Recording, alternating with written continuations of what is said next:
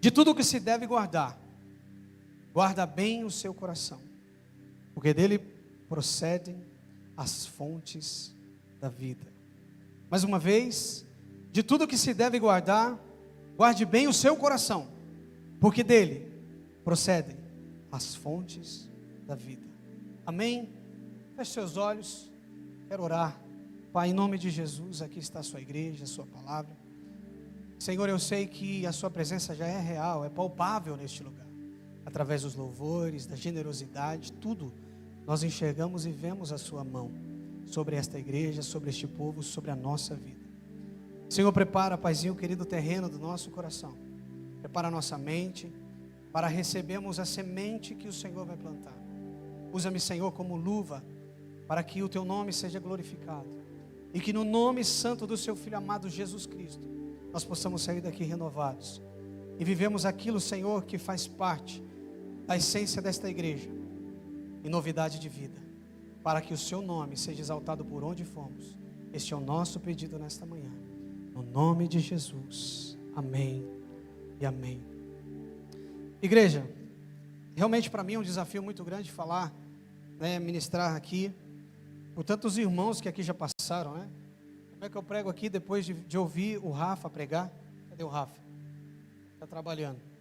Como é que eu prego aqui depois de ver o Reginaldo, o pastor Cláudio? Ouvi falar muito bem também do pastor Paulo, que é um doutor. Para nós é um desafio, mas eu prometo ser fiel em tudo que Deus colocou no meu coração e trazer uma palavra para a nossa geração, para o nosso tempo. Eu quero trazer uma palavra para você, e o tema seria fonte de vida. Quando aqui a Bíblia nos fala sobre isso, em Provérbios 4, 23, de tudo, não existe tradução no grego, nada que a gente possa trazer uma parte teológica para esse contexto. Quando a Bíblia diz tudo, é de fato tudo. Tudo que se deve guardar, de tudo que eu e você devemos guardar, é guardar o nosso coração. E quando aqui o autor escreve isso, ele não quer falar desse órgão que pulsiona o sangue, que refrigera o nosso corpo, não, ele fala da nossa mente, das emoções. O coração aqui no texto é nossas emoções. Isso que nós estamos vivendo nos dias de hoje, um dia muito difícil. Os dias difíceis que nós estamos emocionalmente muito abalados. A tecnologia avançou, pós-pandemia, a humanidade, a igreja principalmente, tem vivido situações que eu nunca na história tinha visto ou ouvido antes. Pessoas líderes de igreja que representam o público, que estão aqui com famílias, no Brasil e fora do Brasil, pregando o evangelho de nome, conhecido, mundialmente, nacionalmente, se cometem suicídios ou separam, situações que há tempos atrás, vindo do nosso âmbito aqui religioso, vamos dizer assim, nosso âmbito cristão, nós não ouvíamos falar disso. Era dificilmente você falar que um pastor ou um cristão tirasse a sua própria vida, ou que um casamento cristão tinha sido desfeito. Por mais que não seja fácil um casamento, uma vida a dois, mas sempre o cristão baseava e colocava as mãos ali um pelos outros e oravam juntos, buscando aquilo que talvez estava faltando no matrimônio, que só Jesus podia completar. Mas nos dias de hoje nós estamos entendendo que a situação tem mudado muito, e dentro da igreja, dentro da nossa casa, isso me chama a atenção, e nesta manhã eu gostaria de trazer uma mensagem acerca disso para a igreja. E nós vamos falar um pouco da nossa mentalidade, daquilo que nós precisamos viver em Cristo. E eu tenho vivido dias difíceis nesse quesito, o pastor sabe disso. Eu tenho vivido isso dentro da minha casa, isso me chamou a atenção. E nós como igreja sabemos que Deus, grave isso, se você ainda não sabe, grave isso no seu coração.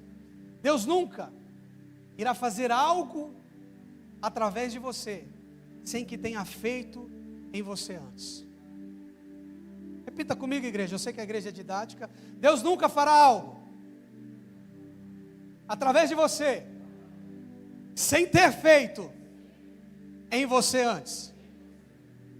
O pastor pregou isso aqui na quinta Dunamis, sobre o amor, Ele comentou aqui que muitas pessoas oram: Deus, me dá o dom do amor, me dá o dom do amor. E a semana que as pessoas oram sobre isso é a semana que mais vem tribulação, mais vem prova para você ser provado no amor.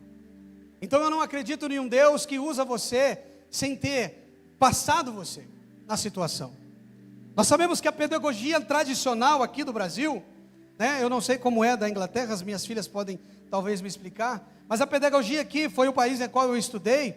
A pedagogia aqui no Brasil, eu entendia que era mais ou menos assim, eu não sei se mudou. Você chegava numa sala de aula e aprendia uma lição no quadro negro, né? Que é verde, não faz muito sentido. Mas a gente aprendia uma lição para passar a uma prova. Nós íamos ali dias com os professores e ele nos dava uma lição.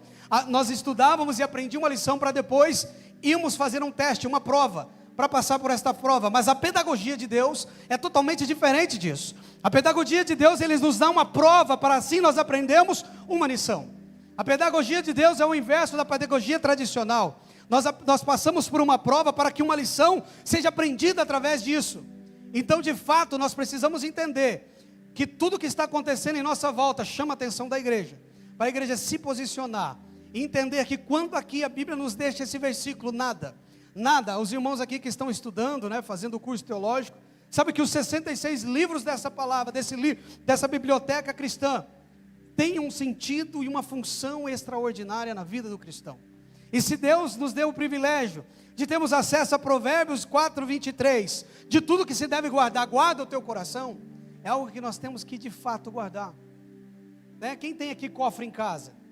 Quando você tem um cofre na sua casa, você coloca aquilo que você acha de mais valor, né? Quando nós viajamos, e alguns hotéis têm o cofre, a gente coloca os nossos passaportes, porque sem eles a gente não consegue sair daquele país. Então a gente coloca aquilo que a gente acha que é de valor para aquela situação. E quando aqui, Salomão nos diz que de tudo que se deve guardar, não que as outras coisas não precisam ser guardadas, mas de tudo, algo especial precisa ser guardado: os nossos sentimentos, as nossas emoções, a nossa mente. Por que isso? Nós, de fato, não fomos criados para viver o que nós estamos vivendo hoje. A igreja não foi criada para viver o que ela está vivendo hoje. Se nós olharmos na história, lá em Gênesis, nós vamos saber onde Deus nos colocou. Na pessoa de Adão, né? Depois Eva, era aquele ambiente que Deus tinha criado para eu e você vivemos. Um ambiente de que nós não sentiríamos falta de nada. Um ambiente onde Deus ia suprir tudo que nós precisávamos. Um ambiente a qual não tinha dor, sofrimento, não tinha situações, não tinha tristeza, depressão, angústia, ansiedade, síndrome do pânico. Nada disso existia lá. Era um ambiente onde Deus criou para nos sustentar. Um ambiente onde Deus colocou para que a humanidade ali ficasse. Um ambiente de transformação, um lugar de provisão, um lugar que é onde Deus ia nos manter de segurança, estabilidade e conforto. Este é o lugar em que Deus colocou e chamou de Éden a humanidade. Mas nós sabemos disso. Não quero, investir muito tempo nisso, mas nós sabemos que este lugar, nós não pertence mais à humanidade, não pertenciam mais a partir do momento em que Adão vacilou, tropeçou e errou. Nós sabemos da história. Esse lugar nós fomos retirados, a humanidade foi retirada. Na pessoa e na representação de Adão e Eva, a humanidade foi retirada deste lugar. E passou a viver a um lugar onde ela não conhecia, um habitat diferente. Um lugar onde eu e você não fomos criados para viver. E é o lugar onde eu e você estamos vivendo hoje. É um lugar onde temos doença, sofrimento, angústia. Irmãos, é extremamente importante nós atendermos isso. 86% dos brasileiros, 86% dos brasileiros sofrem com algum transtorno mental. É muita coisa. Nós estamos a 14 de 100%. 86% dos brasileiros. Eu não fiz uma pesquisa mundial, somente aqui local. Eu imagino o mundo, quanto isso não deve crescer. Eu moro num país, para você ter ideia, nós estamos agora vivendo o período do inverno, ao contrário daqui. Aqui está verão, está gostoso, 40 graus, e lá nós estamos vivendo sensações térmicas de menos 0, 5, quando está bom é 8. E eu quero dizer para vocês, surpreende, eu vivo lá, e quando eu vivi isso pela primeira vez, eu fiquei assim, estupefado. O sol, ele aparece naquele país, nessa época, às 8 horas da manhã. 8 horas da manhã você começa a ver ali os raios de sol. E ele vai embora por volta de 3:30, 4 horas da tarde, dependendo da região. Ou seja, você tem um período curto de sol. E o sol que vem é que nem luz de geladeira. Está lá, mas não clareia nada. Está por trás de nuvens, uma região cinzenta. É um período onde o índice de homicídio aumenta de uma forma assustadora. Assustadora. E dentro da igreja, dentro da nossa comunidade, dentro da nossa família, porque não importa a placa, não importa a denominação, se Jesus está sendo anunciado, somos família. Também tem acontecido isso. E aqui no Brasil, os números nos trazem que 86% dos brasileiros já sofreram ou sofrem um transtorno mental. E a igreja precisa se atentar com isso. Porque nós achamos assim, nunca vai acontecer, porque eu sou lavado e remido, sabe os crentes pentecostal? Que tudo vai acontecer através da palavra. Sabe aquele crente que tem um monte de boleto para pagar, ele coloca a mão e fala assim, em nome de Jesus, boletos desapareçam. Isso não vai acontecer. Nós sabemos que a Bíblia nos fala que Jesus, ele foi dado o nome sobre todo. Ajuda eu, igreja. Foi dado o nome sobre todo? Todos juntos, nome sobre todo? O nome de Jesus é um nome sobre todo nome. O que significa? Que os outros nomes ainda vão existir. Boleto vai continuar existindo. Câncer vai continuar existindo. Depressão, ansiedade, síndrome do pânico vai continuar existindo. Mas aqui a palavra de Deus nos garante que o nome de Jesus, o nome de Jesus, o nome de Jesus estará acima de todos os outros nomes. Dificuldade, seja ela qual for, financeira, seja ela qual for a saúde, a área que você precisa, num casamento, Jesus ainda é o nome sobre todo nome. Nós temos que acreditar nisso, mas a igreja contemporânea, vamos dizer assim, às vezes algumas delas entendem que isso tem que ser tratado em oração. Mas quando aqui Provérbios fala, guarda o teu sentimento, guarda a tua mente, guardar, proteger, blindar, e nós sabemos que quando nós aceitamos Jesus, para receber a armadura, a qual aqui nós entendemos, é somente vivendo uma vida de intimidade com Ele todos os dias. Eu quero dizer para você, vir para o culto não vai fazer de você uma pessoa melhor, vir para o culto não faz de você um cristão, vir para o culto não faz de você uma pessoa salva, se você não tiver o hábito de viver isso dia após dia. O culto não acaba quando o pastor dá a bênção apostólica, pelo contrário, o culto começa quando nós levantamos e damos graças a Deus por estar mais um dia respirando, vivo e tendo a oportunidade de administrar aquilo que Deus nos entregou, que é o tempo. E como nós temos investido esse tempo, como nós temos vivido isso, vai refletir aquilo que nós estamos vivendo. Segundo a OMS, que é a Organização Mundial da Saúde, a partir do ano de 2030, a partir de que ano? 2000 e? Não está longe, está logo ali. As doenças mentais será mais comum do que uma gripe. As doenças de transtorno mental será mais comum do que uma gripe. O que significa isso? Nós estamos vivendo a geração dopamina. O que é a geração dopamina? É aquela geração que precisa se ocupar com alguma coisa. E nós, o cristão, nós temos levantado a bandeira aqui. Fumar é pecado, amém. Bebedice é pecado, amém. Se dar ao vinho, ao álcool, essas coisas é pecado, como o pastor fala. A igreja tem pastor, não estou aqui doutrinando. O pastor respeita, mas se nós entendemos muitas coisas, prostituição é pecado, tantas coisas é pecado, e nós pegamos esses pecadinhos de estimação e colocamos em uma prateleira e falar, isso eu não posso. E outras coisas que nos leva a pensar que não acaba nos roubando de Deus. A geração dopamina é aquela geração, se identifique aí comigo, porque eu também estou me identificando. Mudou a minha vida a partir do momento em que Jesus deu um estalo no meu coração. Quem aqui já passou horas rolando o feed que fala? Os stories. O que mais? Fala para mim. For you. Essa eu não sabia, hein? For you. Fica rolando a tela. Irmãos, no meu trabalho, eu recebo uma ligação, e às vezes um cliente pede alguma coisa, eu falo, não vou fazer. Fazia isso, em nome de Jesus. E aí eu estou ali com a minha mesa, o meu computador, meu telefone, eu costumo atender no Viva Voz ou com fone.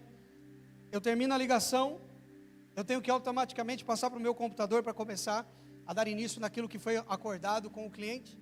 Mas como eu desliguei o telefone, a tela se abre diante de mim e salta aos meus olhos aquela imagenzinha do Instagram.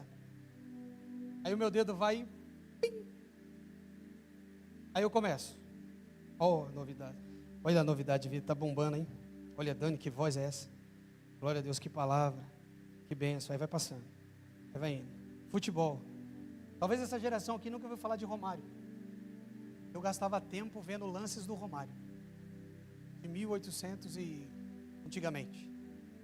E a gente fica, porque é gostoso, mas nós deixamos de fazer aquilo que é importante para nós. A responsabilidade de um trabalho, a responsabilidade da leitura da Bíblia. Como isso tem tirado o tempo da igreja em ler a Bíblia.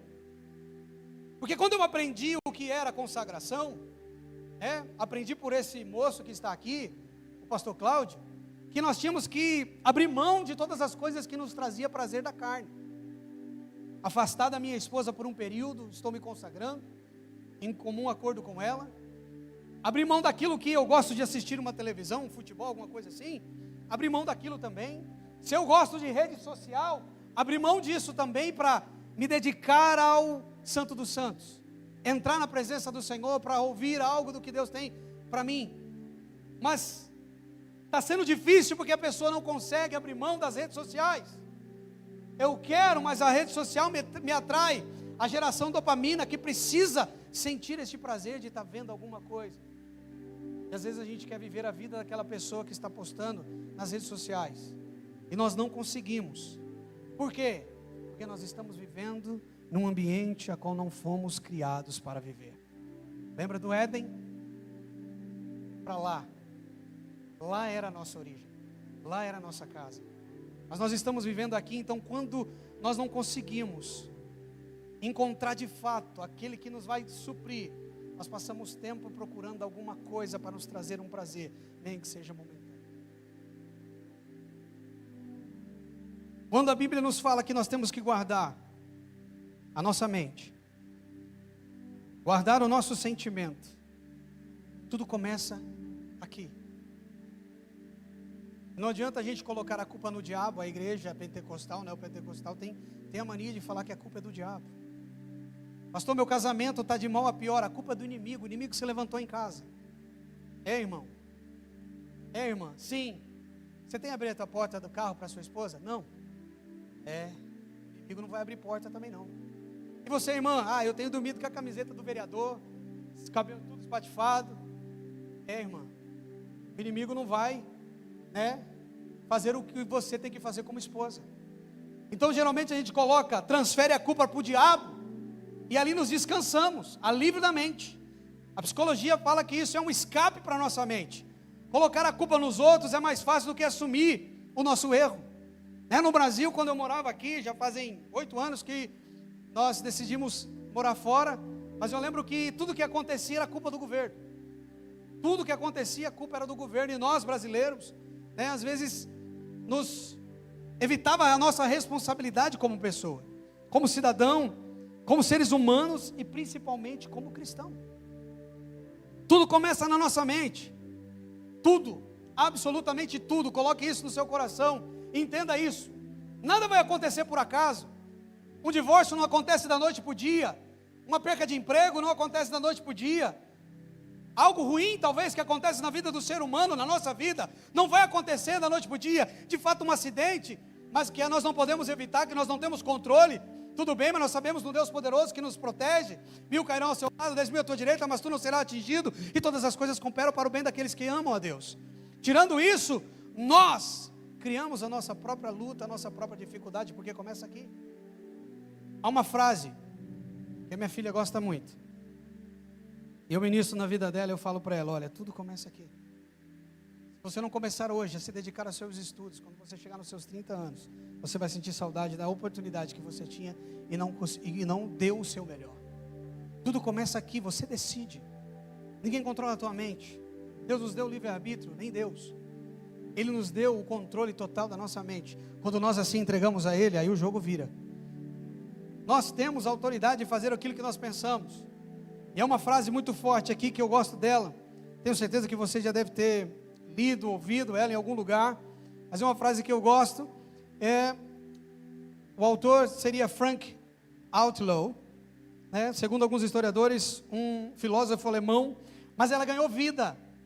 Ela ganhou vida na voz de Margaret Thatcher, primeira-ministra britânica, conhecida como a Dama de Ferro.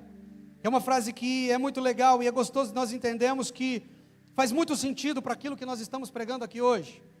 Que diz assim: cuidado com os seus pensamentos, eles se tornam palavras. Cuidado com suas palavras, elas se tornam ações. Cuidado com suas ações, elas se tornam hábitos. Cuidado com os teus hábitos, eles se tornam seu caráter. Cuidado com o seu caráter, pois ele se tornará o seu destino. Você entendeu que tudo começa aqui? Tudo começou na nossa mente e revelou o nosso destino. Tudo começa aqui. Não adianta você falar que você foi impulsionado, que alguém te influenciou, não. A sua mente é livre para você fazer o que você entender. Aí eu fui impulsionado no meu trabalho, a secretária chegou com aquela roupa sensual, não, a sua mente já estava arquitetando isso. Eu vi a oportunidade, as coisas estavam fáceis, eu acabei tirando vantagem de alguma coisa. Não, tudo começou aqui.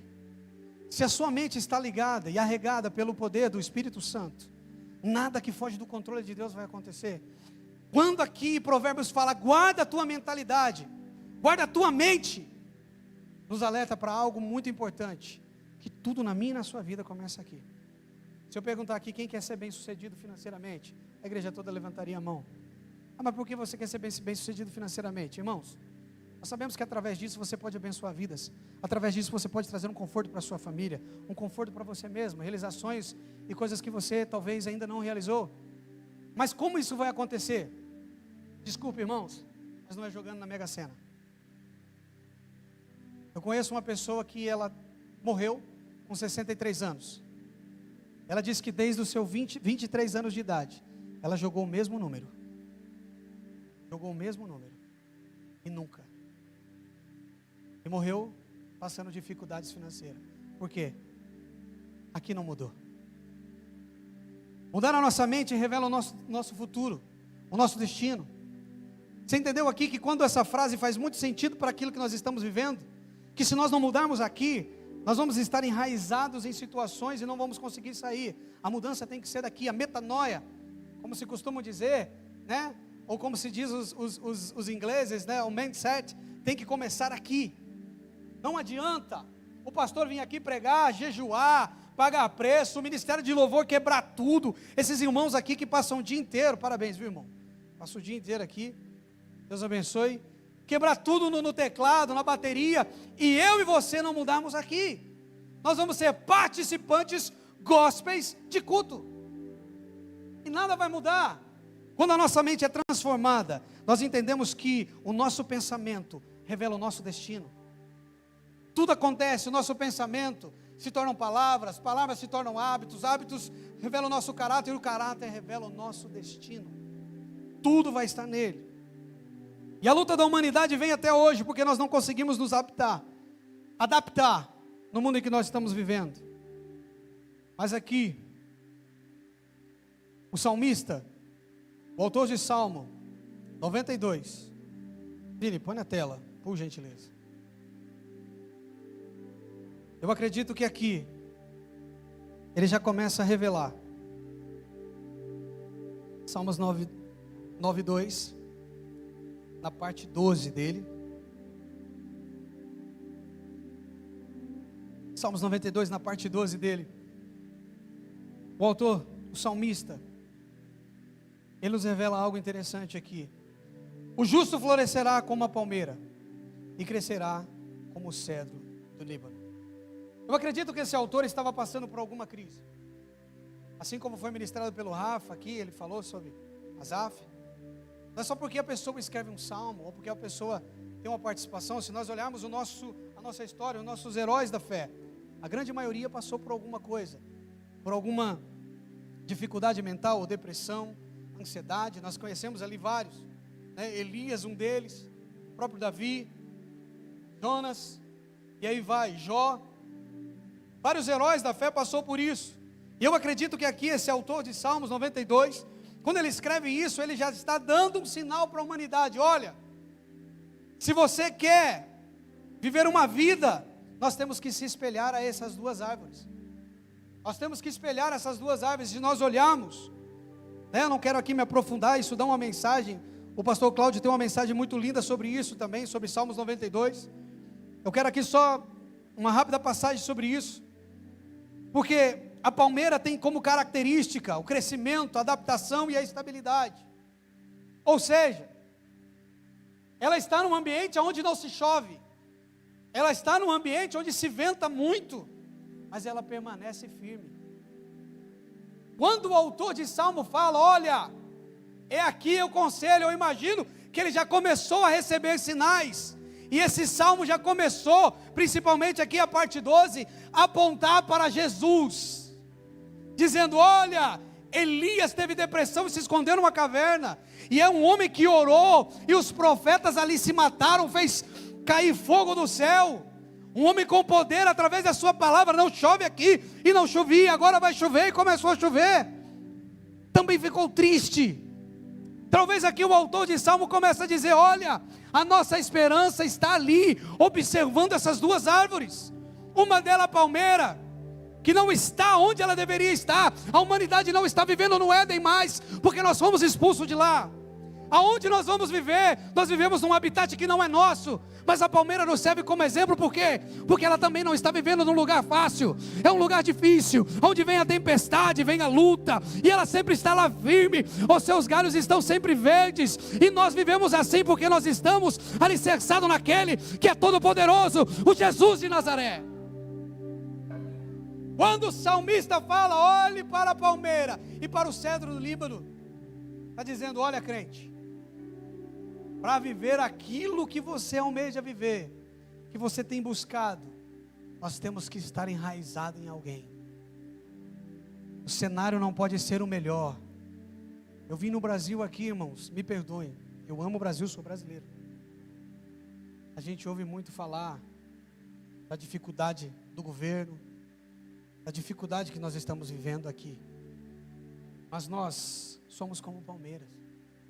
A dificuldade pode estar grande, a luta pode estar nos afrontando, mas nós estamos num lugar onde nós não fomos criados para estar, mas o ambiente não muda o nosso caráter, porque a nossa fonte é Jesus. Cedro do Líbano, força, beleza e segurança. Eu tenho certeza que vocês já leram, já ouviram sobre isso. O cedro do Líbano, nos três primeiros anos, a sua raiz cresce 1,5 metro para baixo, no solo. E somente 5 centímetros você consegue chegar acima da terra. 1 ano e meio, ele passou a maior parte do seu tempo investindo em descer, e não quis se aparecer. Quando o salmista nos refere isso, fala, olha, para você começar a ter uma vida, o cedro do Líbano se torna uma árvore forte, uma árvore robusta, mas primeiro ela começa a crescer as suas raízes. O interessante sobre esta árvore é que ela começa a crescer as suas raízes, as suas ramificações começam a procurar lugar para dar sustentabilidade para que aquele brotinho de apenas 5 centímetros comece a crescer. Ela começa a procurar ali o que? Os lençóis freáticos daquela região. Não importa quão longe esteja, mas as suas ramificações começam a perfurar a terra e procurar um lugar para buscar ali nutriente para aquele raminho de apenas 5 centímetros crescer. E uma parte da sua ramificação, da sua raiz, começa a procurar as rochas, os rochedos que estão ali enterrados debaixo do solo. E quando as suas raízes encontram, a história nos fala que ela começa a enrolar. Seu galho começa a enrolar naquela rocha. E quando uma parte da sua ramificação encontra sustentabilidade na rocha, a outra parte da sua ramificação encontra o lençol freático, onde vai sair o nutriente para aquela árvore crescer, as raízes mandam sinal para aquele ramo e falam, é hora de crescer. É hora de crescer. Porque você vai crescer no lugar onde vai ter vento, vai ter força, vai ter vento forte, vai ter chuva forte. mas você já está sendo nutrido pelo Espírito Santo. Você já está alicerçado na rocha, que é Jesus de Nazaré. Eu imagino que aqui a Bíblia já começa a nos trazer um detalhe sobre a vida de Jesus. Aleluias. Vini, põe na tela João 15:5. Eu já estou encerrando. Diz assim: eu sou a videira, vocês os ramos. Quem permanecer em mim e eu nele, este dá muito fruto. Este dá muito fruto. Porque sem mim, vocês não podem fazer nada. Olha que interessante, irmão. Olha quanta coisa boa a gente pode tirar de um versículo. Eu sou a videira, vocês são ramos. Quem permanecer em mim e eu nele, este dá muito. A Bíblia não fala, Jesus não diz dará fruto, ele dá muito. Jesus é específico dizendo dará muito fruto. Porque sem mim, é um ponto que nós podemos pegar desse versículo, uma chave, como dizem por aí, dá muito fruto. A outra chave que nós podemos pegar desse versículo é: sem mim, nada podeis fazer. Sem Jesus não adianta, irmãos. Ser luta em cima de luta, nós não vamos conseguir nos adaptar naquilo que de fato Jesus é. Os frutos nos revela aquilo que está escrito em Gálatas 5, 22 e 23. Para encerrar, igreja, se coloque sobre os seus pés em nome de Jesus. Nós vamos estar orando, o louvor vai estar ministrando. Eu tenho certeza que a partir de hoje vocês vão sair daqui buscando uma mentalidade sarada, limpa. Não que vocês já não tenham, mas vocês vão ser curados para curar outras pessoas. Eu tenho certeza que esse é o ano de expansão. Deus não faz nada por nós sem começar em nós. Eu tenho certeza que Deus vai levantar esta igreja para nações, Brasil e o mundo. Através de vocês pessoas vão ser curadas. Através de vocês pessoas vão ser libertas. A morte não vai ter mais a sua vez. As doenças não vão conseguir vencer, porque Jesus é o nome sobre todo nome. Gálatas 5, 22 e 23. Que diz assim, 22. Mas o fruto do Espírito, Jesus disse lá em João 15:5, sem mim não podes dar fruto, sem mim não podes fazer nada. E aqui em Gálatas, o Espírito Santo revelando aqui, a Paulo nos traz algumas das características do fruto do Espírito, que é amor, alegria, paz, longanimidade, benignidade, bondade, fidelidade. 23, mansidão, domínio próprio. Contra essas coisas não há lei. Lembra que a humanidade foi expulsa do Éden? A humanidade não tinha mais aquilo que Deus nos criou, que era segurança, estabilidade, conforto, de viver num lugar que Deus criou para nós. A partir disso a humanidade começou a andar, viver situações e nunca se encontrou. Heróis da fé viveram situações. Davi pecou, Abraão, porque não estava no habitat. E Deus, na sua essência, na tua graça, viu isso e falou: eu preciso trazer, eu preciso realinhar a rota, eu preciso pegar o controle, eu preciso pegar o volante, eu preciso retomar a humanidade para aquilo que é dela, senão elas não vão suportar. Nós estamos vivendo estatísticas aqui, como eu disse, que em 30 será o ano onde o pico das doenças mentais podem acontecer. A estatística aponta para isso. Mas nós, como igreja, nós vamos quebrar isso em nome de Jesus. Porque nós entendemos que nele e por ele, como Paulo fala, é toda honra e toda glória e todo louvor. E a igreja, novidade de vida, vai estar enraizada como a palmeira e o cedro, e vai estar ramificada em Jesus de Nazaré, e vai frutificar. Eu quero profetizar sobre a vida quero profetizar sobre a sua vida um ano de 2005 de crescimento, de expansão. Eu quero dizer para você que o físico não vai mudar se não mudar aqui. Aleluia, a igreja não vai ser maior se a minha e a sua mentalidade não mudar. Então por isso, em nome de Jesus, vai ser um ano de expansão, de crescimento. Aleluia, o crescimento vai começar na tua casa. O seu casamento não vai ser mais o mesmo. Os seus filhos, aleluia, não vai ser mais o mesmo. Aquilo que você colocar a mão prosperará. Tudo que você fizer vai dar certo. Tudo que você colocar na tua mente vai acontecer, porque você está ramificado no Jesus, aquele que vai te dar a capacidade para viver o extraordinário. Por isso, em nome de Jesus, coloque a mão sobre a tua mente. Eu quero orar por você. Enquanto eu estiver orando, deixa Deus te usar, bênção. Quebra tudo. Senhor, nós cremos no poder da renovação da mente. Senhor, eu senti muito amado e acolhido aqui nesta igreja. Senhor, como eles são generosos, como eles são amorosos. Pai, eu sei que igrejas assim o Senhor quer levantar no Brasil e no mundo. Pai, para que isso aconteça, Senhor, nós precisamos da metanoia, a mudança de mente. Entender, Senhor, que tudo começa aqui. Revela o nosso destino. Pai, que em nome de Jesus agora eles param de pensar pequeno.